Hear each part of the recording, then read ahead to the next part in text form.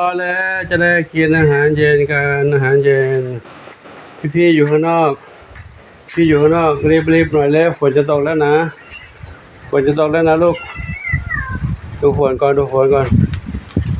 ฝนจะมาแล้วมีลมด้วยแล้วฝนอยู่ลมมาแล้วโอ้มีลมมาทางนี้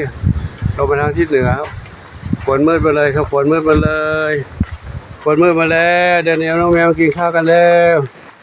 ปูเตรียมจานไปแล้วเดี๋ยวปูจัดอาหารให้น้องนี่น้องเล็กอยู่ในบ้านเดี๋ยวรอแป๊บเดียวลูกน้าของปูให้น้องๆพี่ๆข้างนอกกินกันนะแป๊บนึงนะแป๊บเดียวกินเลยนะปูขอถ่ายเร็วๆด่วนๆเนาะฝนจะตกไม่ทันปูจะดูบริการไม่ทันแล้วเร็วอันนี้กินตัวนี้กับลูกนะปูให้น้อง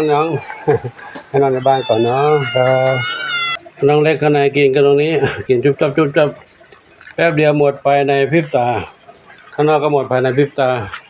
พี่ๆข้างนอกยังกินไม่ทั่วเลย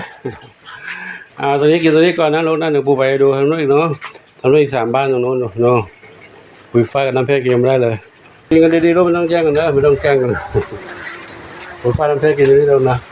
ปุ๋ยไฟน้ำเพชร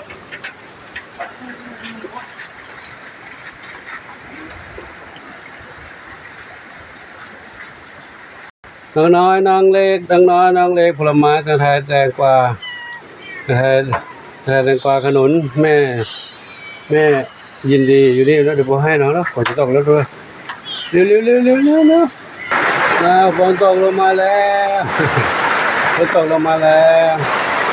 แม่กินข้าว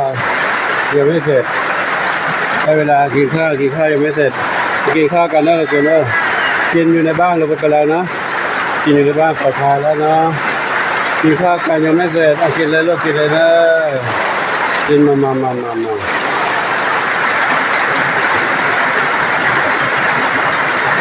ฝนตกลงมาพอดี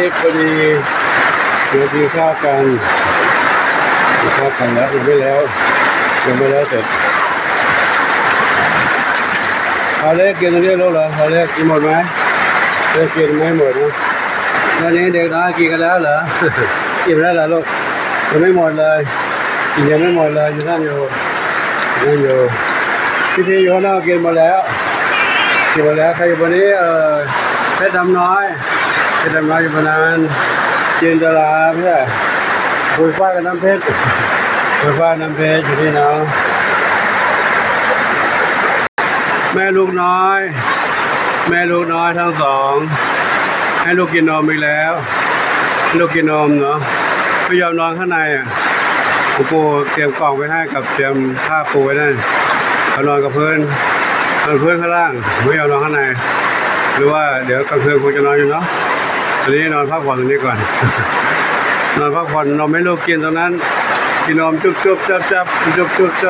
ฝนก็ตกแล้วอยู่ดีมีสุขลูกนะ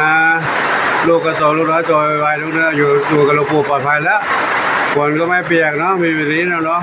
อยู่นี่สบายใจได้แล้วนะอยู่ฝนไม่เปียกนะฝนไม่เปียกแล้วก็ไม่ต้องเป็นอาหารของเจ้างูเหลือมแล้วอยู่นี่เนาะมีอาหารกินมีร่มมีมุ้งกันยุงด้วยโอ้สบายแล้วเนาะลูกน้องครับอยู่นี่เด้อแล้วเนาะเหมียวนะกินข้าวกันแล้วปู่ไปดูน้องหมาด้วยแล้วเด้อวันนี้อยู่แค่นี้ก่อนนะลูกนะแล้วก็ขออยู่กินด้วยกันเนาะถ่ายด้วยหยุดด้วยฝนตกเด็กกินข้าวกันแล้วนะ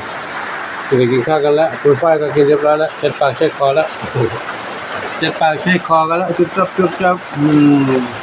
นอนหลับสบายนะคืนนี้นะฝนเย็นสบายเนาะ